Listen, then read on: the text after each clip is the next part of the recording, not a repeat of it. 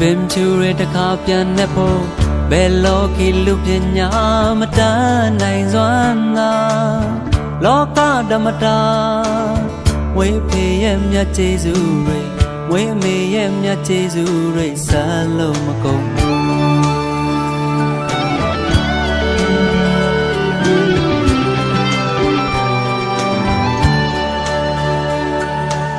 စပင်ချူရတခါပြန်နေဖို့ဘယ်လောကီလူပညာမတန်းနိုင်စွမ်းသာ